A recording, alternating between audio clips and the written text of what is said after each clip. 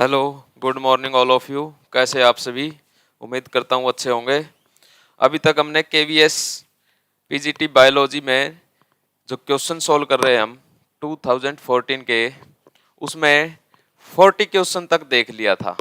आज जो हम क्वेश्चन सॉल्व करेंगे वो 41 से स्टार्ट करेंगे और आगे देखेंगे। तो 41 क्वेश्चन ये रहा हमारा। The association of algae and fungi for the formation of lichens is an example of, कि एग्जाम्पल क्या होगा इसका?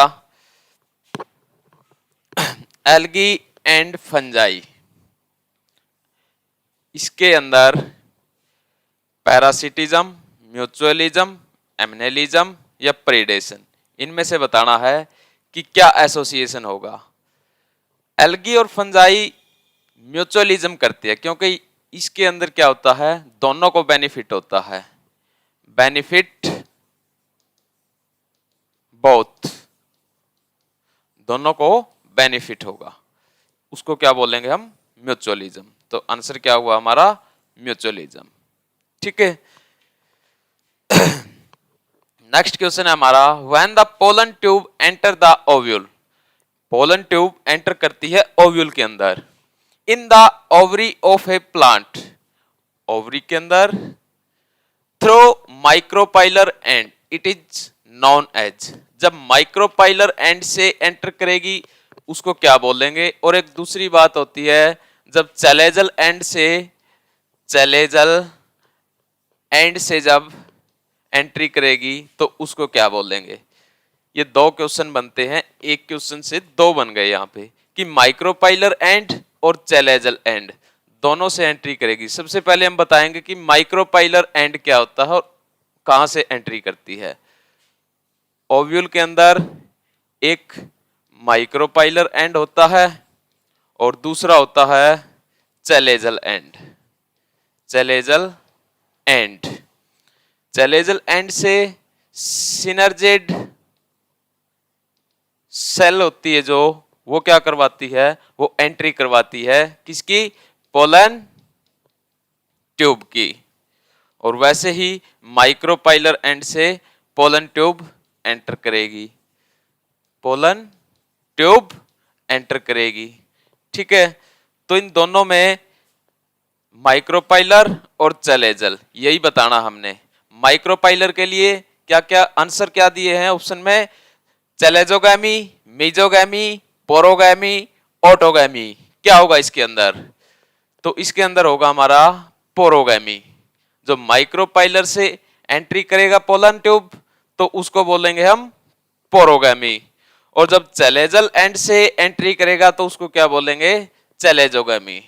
ठीक है। और किसके थ्रू जाएगा ओव्यूल के अंदर? सिनर्जिड सेल के द्वारा।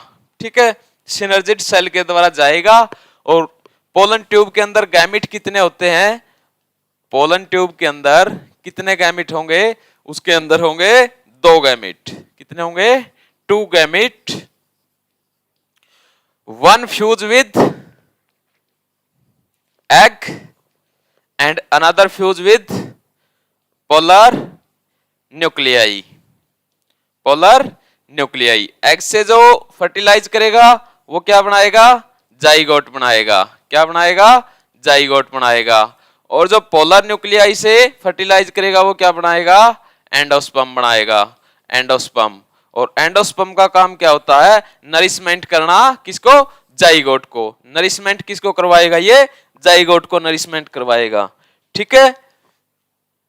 और इसका जो माइक्रोपाइलर एंड का आंसर होगा वो होगा हमारा पोरोगैमी। क्या होगा? पोरोगैमी। नेक्स्ट क्वेश्चन देखते हैं अब हम। नेक्स्ट है हमारे पास, zymogen cells of gastric gland produce. जो जाइमोजन सेल्स हैं ऑफ गैस्ट्रिक ग्लैंड, ग्लैंड से क्या प्रोड्यूस करवाएंगी? क्वेश्चन में क्या पूछा गया है? जो जाइमोजन सेल्स हैं गैस्ट्रिक ग्लैंड से क्या प्रोड्यूस करवाएंगी? क्या करवाएंगी? काइमोट्रिप्सिन, ट्रिप्सिन, पेप्सिन या पेप्सिनोजन। क्या होगा इसके अंदर? ये तीनों क्या होती हैं? ये सिंपल एंजाइम है हमारे। ठीक है। और ये आंसर क्या होगा हमारा इसका, पेप्सिनोजन। आंसर क्या रहेगा हमारा, पेप्सिनोजन।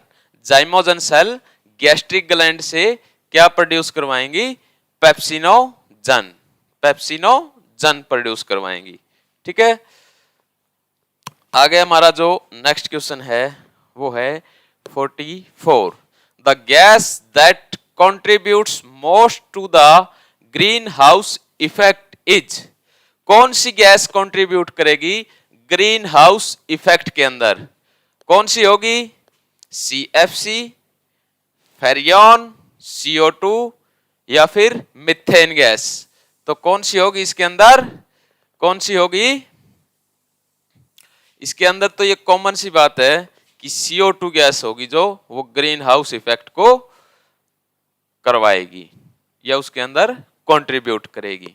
ठीक है, नेक्स्ट है जो genetic drift operates only in, genetic drift किसको प्रोड्यूस करवाएगी या किसको ऑपरेट करेगी, किसके ऊपर फंक्शन करती है ये, ओनली ऑन, ओनली किसके ऊपर काम करेगी ये करेगी स्मॉल पॉपुलेशन के ऊपर। स्मॉल पॉपुलेशन, मान लो एक कम्युनिटी के अंदर 4 ही हमारे पास पॉपुलेशन है और एक के अंदर 10 पॉपुलेशन है, तो ये किसके ऊपर फंक्शन करेगी, ये इस 4 के ऊपर फंक्शन करेगी। ये जेनेटिक ड्रिफ्ट का काम है, जेनेटिक ड्रिफ्ट का काम है। इसको ऑपरेट किसको करती है, सिर्फ और सिर्फ स्मॉल पॉपुलेशन को, स्मॉल पॉपुलेशन को ही ये क्या करेगी, ऑपरेट करेगी। ठीक है, अब जो नेक्स्ट क्वेश्चन है हमारा वो है double fertilization in angiosperm was discovered by, जो डबल फर्टिलाइजेशन है वो किसने दिया था, डबल फर्टिलाइजेशन एंजियोस्पर्म के अंदर होता है और ये दिया किसने था, किसने डिस्कवर किया था इसको, कौन होगा इसका साइंटिस्ट, इसका होगा नावास्चिन। ये तो स्ट्रेट फॉरवर्ड क्वेश्चन है, इसको तो हमें याद ही करना पड़ेगा, इसकी कोई स्ट्रेटजी नहीं है कि हम इसको निकाल लें या फिर इसका कोई मैकेनिज्म हो, ऐसा इसके अंदर कुछ नहीं होगा।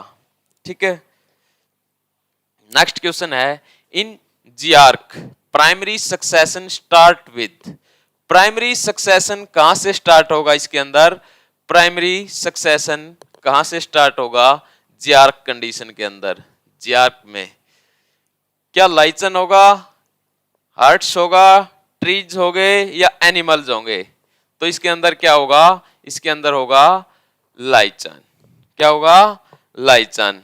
और जियार्क में क्या होता है, लिमिटेड वाटर होता है क्योंकि ये क्या होता है ड्राई कंडीशन के अंदर होता है, क्या होता है ये ड्राई कंडीशन के अंदर होता है। Eventually climaxing in a mature forest, mature forest होगा, समापन होगा कल्मिनेटिंग, कल्मिनेटिंग प्रोसेस का मतलब समापन, समापन eventually culminating in a mature forest.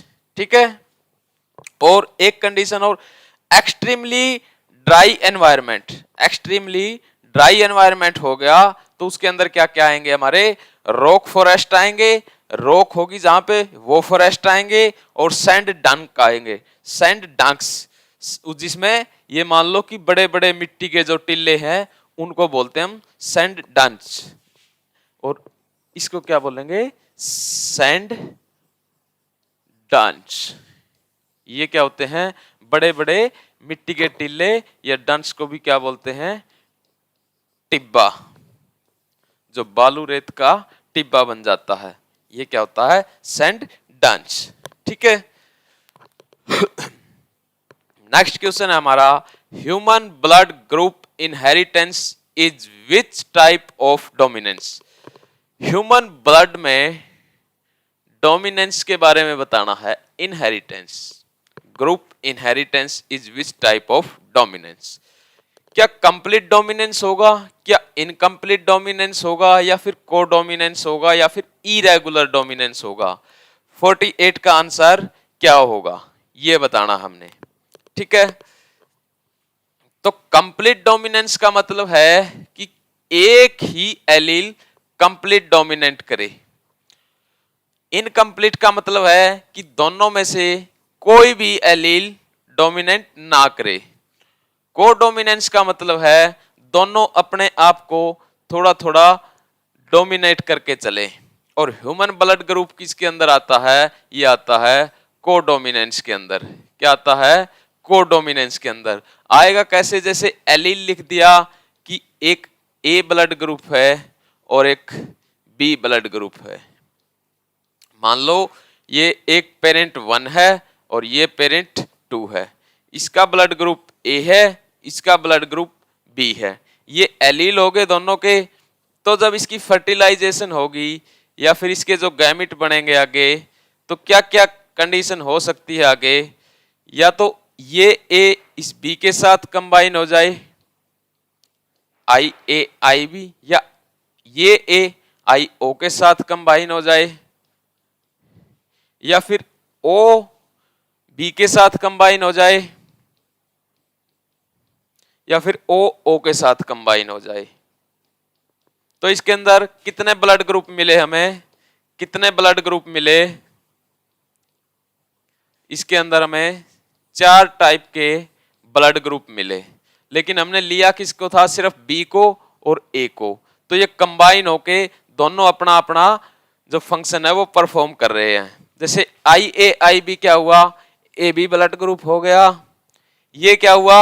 A blood group हो गया। ये बी ब्लड ग्रुप हो गया। और ये क्या हुआ? ओ ब्लड ग्रुप हो गया।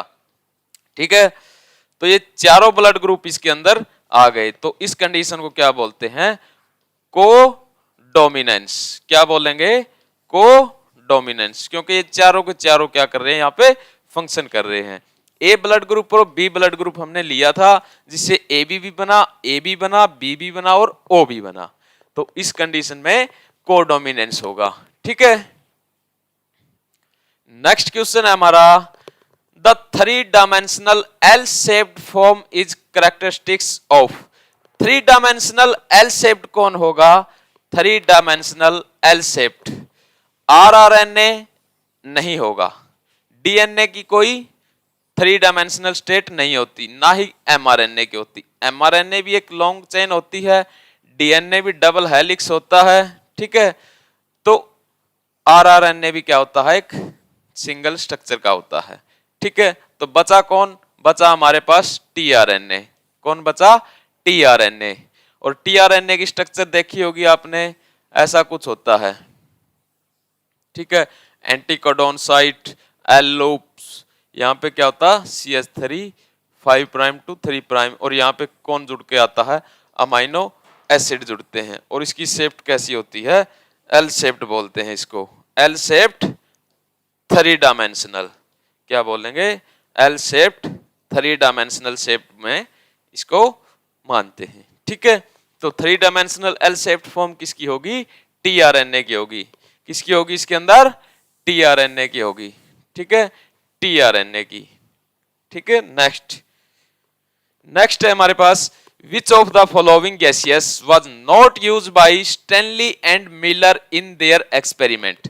स्टेनली एंड मिलर ने जो एक्सपेरिमेंट किया था उसके अंदर कौन सी गैस का उसने यूज नहीं किया था? कौन सी गैसियस थी वो जिसका उसने यूज नहीं किया था? तो कौन सी थी? क्या हाइड्रोजन थी, क्या मीथेन थी, क्या अमोनिया थी, या फिर ऑक्सीजन थी? जब एक्सपेरिमेंट किया था मिलर ने और स्टैनली ने, तो वो इवोल्यूशन के अंदर किया था। और इवोल्यूशन के अंदर उसने क्या किया था? इन तीनों गैसियस को लिया था। और किसको नहीं लिया था? ऑक्सीजन को नहीं लिया था।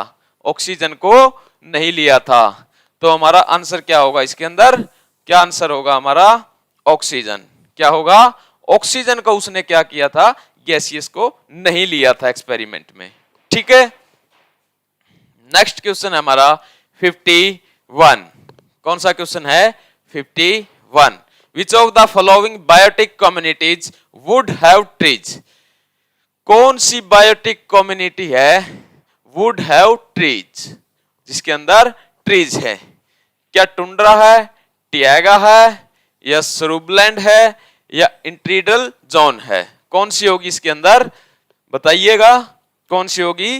51 के अंदर, 51 के अंदर होगा टी आएगा।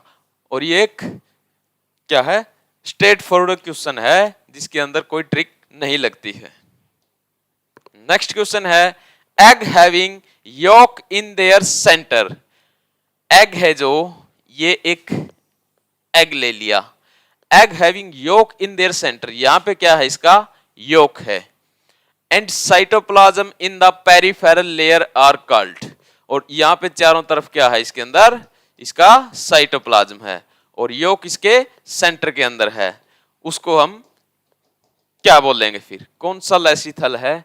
और ये और बताना हमें, ये होलोब्लास्टिक है, होलोब्लास्टिक है या फिर मैरोब्लास्टिक है, या फिर मैरोब्लास्टिक है, होलोब्लास्टिक होगा या मैरोब्लास्टिक होगा। और ये दोनों टाइप किसके होते हैं, ये होते हैं क्लीवेज के। किसके होंगे ये, क्लीवेज के। होलोब्लास्टिक होगा या मैरोब्लास्टिक होगा, तो इसके अंदर क्या होगा, इसके अंदर मैरोब्लास्टिक और सेंट्रोलेसिथल, मैरोब्लास्टिक सेंट्रोलेसिथल एग है, क्योंकि ये योग कहां पे है, इसके अंदर सेंटर के अंदर है। यदि ये डिस्क शेप में होता तो क्या बोलते इसको, डिस्क शेप में होता तो डिस्क टाइप में बोलते। आइसोलेसिथल में, आइसो का मतलब सेम 50-50 टाइप में, माइक्रो का मतलब छोटा, और टीलो का मतलब एक साइड में, मान लो यहां पे योग होता तो टीलोलेसिथल बोल देते, लेकिन इसको क्या बोलेंगे हम, सेंट्रोलेसिथल। मैरोब्लास्टिक क्लीवेज के अंदर सेंट्रोलेसिथल आएगा, और टीलोलेसिथल भी किसका पार्ट है, मैरोब्लास्टिक का है। ठीक है, नेक्स्ट है हमारा, और एक बात और, इसके अंदर जो सेंट्रोलेसिथल है ये किसके अंदर मिलेगा हमें, बर्ड के अंदर। क्या एग्जांपल होगा इसका, बर्ड, या फिर जितने भी पक्षी हैं, या कुछ इंसेक्ट्स भी हो सकते हैं। नेक्स्ट क्वेश्चन है chlorosis in plants occur due to deficiency of. जो क्लोरोसिस होती है प्लांट के अंदर, वो किसकी कमी से होगी, क्लोरोसिस होगी जो, वो किसकी कमी से होगी प्लांट के अंदर, क्या होगा इसका 53 का आंसर क्या होगा, जिंक, कैल्शियम, क्लोरीन या बोरोन, कौन सा होगा, इसका होगा जिंक। जिंक की कमी से क्या होगा, क्लोरोसिस होगी प्लांट के अंदर। ठीक है, और ये कहां पे होती है, ये होती है लीफ में, कहां पे होगी, लीफ में। ठीक है, नेक्स्ट है जो question, what is the respiratory quotient of glucose. Respiratory quotient of glucose, ये आर क्यू बोलते हैं, R Q, respiratory quotient. Glucose का रेस्पिरेटरी क्यूटेंट कितना होगा, हमें ये बताना है, और कितना होगा इसके अंदर 1, कितना होगा 1, ग्लूकोज का जो रेस्पिरेटरी क्यूटेंट है वो 1 होगा। ठीक है, नेक्स्ट है हमारा 55 क्वेश्चन है, what is the name of complex fifth in electron transport chain. क्या नेम होगा कॉम्प्लेक्स फिफ्थ का इन इलेक्ट्रॉन ट्रांसपोर्ट चेन के अंदर, बताइएगा। Cytochrome oxidase, F0 F1 ATP synthase, succinate यूबिक्विनोन reductase complex, या फिर यूबिक्विनोन साइटोक्रोम C ऑक्सीडो रिडक्टेज। तो क्या होगा इसके अंदर, जो F0 और F1 ATP सिंथेज होगा वो कॉम्प्लेक्स फिफ्थ होगा इलेक्ट्रॉन ट्रांसपोर्ट चेन का। इलेक्ट्रॉन ट्रांसपोर्ट चेन में क्या होता है, कॉम्प्लेक्स 1, कॉम्प्लेक्स 2, कॉम्प्लेक्स 3 और कॉम्प्लेक्स 4।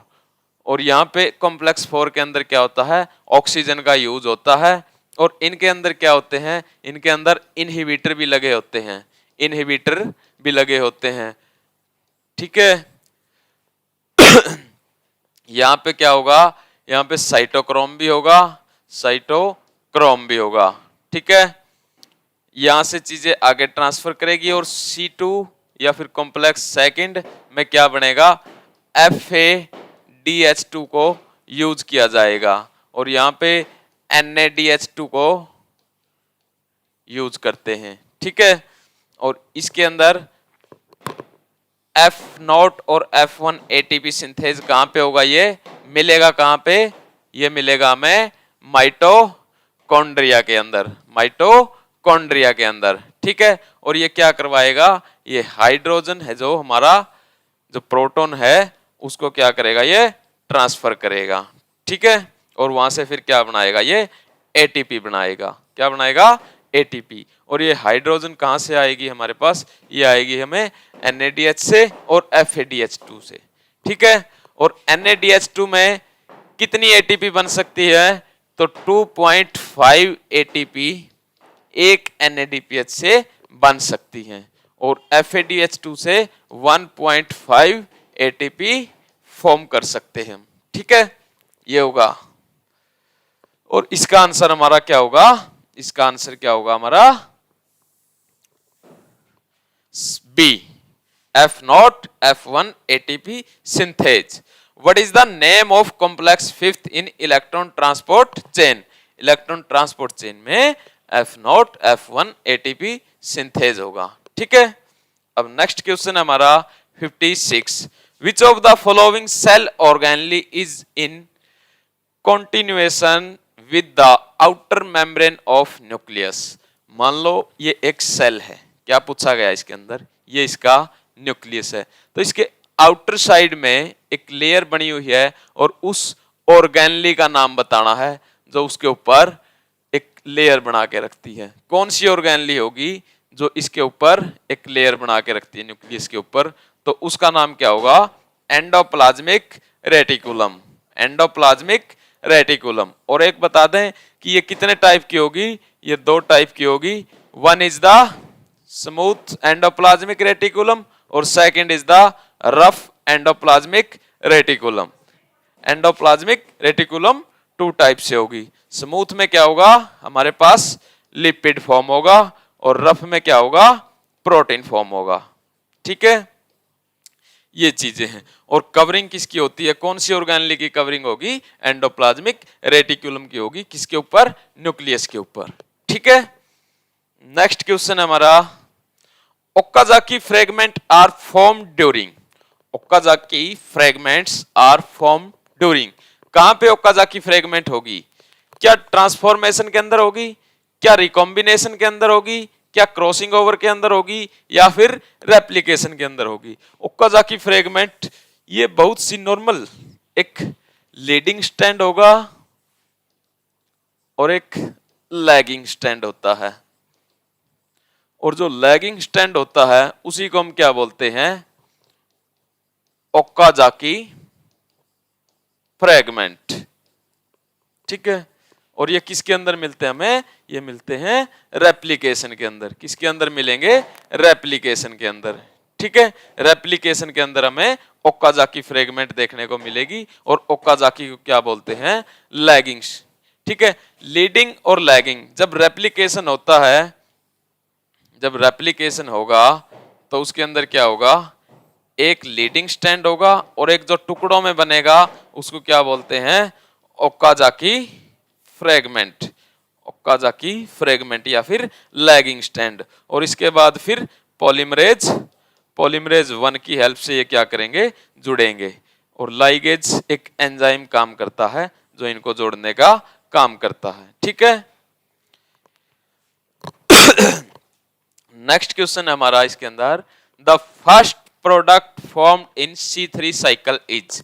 C3 साइकिल के अंदर जो पहला प्रोडक्ट होगा वो कौन सा होगा? C3 साइकिल के अंदर जो फर्स्ट प्रोडक्ट होगा वो कौन सा होगा? ये बताना है। क्या 3 फॉस्फोग्लिसरिक एसिड होगा, या 1,3 फॉस्फोग्लिसरिक एसिड होगा, या डाई हाइड्रोक्सी एसीटोन 3 फॉस्फेट होगा, या फिर ग्लिसरॉल्डिहाइड 3 फॉस्फेट होगा? बताइए 58 का क्या आंसर होगा? तो इसके अंदर कौन सा आंसर होगा हमारा? इसके अंदर होगा 3 फॉस्फोग्लिसरिक एसिड, क्योंकि CO2 को फिक्स करवाना हमने, और CO2 को फिक्स करवाने के लिए इसको क्या बोलेंगे हम? Dark reaction. पीछे क्वेश्चन में भी हमने करवाया था, एक क्वेश्चन भी आया था कि what is the dark reaction. Dark reaction में C3 साइकिल है जो वो फंक्शन करेगा, ठीक है। C3 साइकिल है, फंक्शन करेगा और ये क्या करता है? CO2 को फिक्स करने का काम करता है, CO2 को फिक्स करने का काम करता है, क्योंकि रुबिस्को के लेकर के ये क्या करेगा, जो पहला प्रोडक्ट बनाएगा वो होगा 3-फॉस्फोग्लिसरिक एसिड। ठीक है, ये इसका फर्स्ट प्रोडक्ट होगा। ठीक, नेक्स्ट क्वेश्चन है capacitation of sperm involve A change in, capacitation of sperm involve A change in. Capacitation कहां पे होता है, मान लो ये है हमारे पास फैलोपियन ट्यूब और ये क्या है, ये है यूट्रस। यूट्रस जब स्पर्म यहां से एंटर करेगा फैलोपियन ट्यूब के अंदर, तो इसके अंदर क्या होगा, कैपेसिटेशन होगा यहाँ पे, और कैपेसिटेशन में किसके ऊपर फंक्शन करेगा, ये इन्वॉल्व ए चेंज इन, किसके अंदर चेंजेज आएगा, स्पर्म में किस पार्ट के ऊपर चेंजेज आएगा, कैपेसिटेशन प्रोसेस का। क्या स्पर्म का साइज रिलीज या इंक्रीज या डिक्रीज होगा, या एक्रोजोम मेम्ब्रेन के ऊपर फंक्शन होगा, या माइटोकॉन्ड्रियल के ऊपर होगा, या फिर न्यूक्लियर क्रोमेटिड के ऊपर होगा। न्यूक्लियर के ऊपर कोई फंक्शन नहीं होगा, न्यूक्लियर के ऊपर कोई भी फंक्शन नहीं होगा, तो चेंजेस किस में आएगा, एक्रोजोम मेम्ब्रेन के अंदर क्या आएगा, चेंजेस आएगा। इस स्पर्म के अंदर जो एक्रोजोम मेम्ब्रेन है ऊपर की, ये क्या करेगी, इससे अलग हो जाएगी, सेपरेट हो जाएगी। ठीक है, और ये एक्टिवेट हो जाएगा, एक्टिवेट हो जाएगा, और स्पर्म एक्टिवेट होगा तो ओव्यूलेशन होगा, ओव्यूलेशन होगा। ओवरी क्या करेगी, ओवरी क्या करेगी, एग को रिलीज कर देगी, एग को रिलीज कर देगी, और वहां पे क्या होगा, 2 डिग्री सेल्सियस क्या होगा, टेम्परेचर, टेम्परेचर इंक्रीज होगा। ठीक है, 2 डिग्री सेल्सियस टेम्परेचर इंक्रीज होगा। ठीक है, और इसके अंदर एक्रोजोम मेम्ब्रेन के ऊपर चेंजेस आएंगे। ठीक, नेक्स्ट क्वेश्चन है जो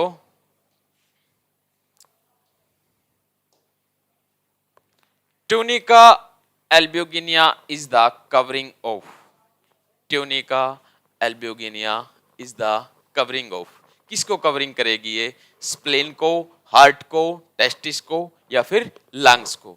तो ये किसको कवरिंग करेगी, ये करेगी टेस्टिस को। किसको कवरिंग करेगी, ये टेस्टिस को कवरिंग करेगी, और टेस्टिस किसके अंदर होता है, स्क्रोटम के अंदर होता है, स्क्रोटम के अंदर होता है। और इसका क्या होता है, हमारी होल बॉडी है उससे क्या होगा, 2 डिग्री सेल्सियस टेम्परेचर क्या होगा, डिक्रीज होगा, क्या होगा, डिक्रीज होगा। मान लो हमारी बॉडी का जो है 37 डिग्री है, तो इसका क्या होगा, 35 डिग्री सेल्सियस टेम्परेचर होगा। ठीक है, ये थे हमारे जो 20 क्वेश्चन थे, आज हमने इस वीडियो में कर लिए। जो इसके 20 क्वेश्चन बचे हैं अभी, वो करेंगे हम नेक्स्ट वीडियो में। ठीक है, प्लीज चैनल को शेयर करें, सब्सक्राइब करें, एंड लाइक एंड कमेंट जरूर करें। ठीक है, thank you all of you.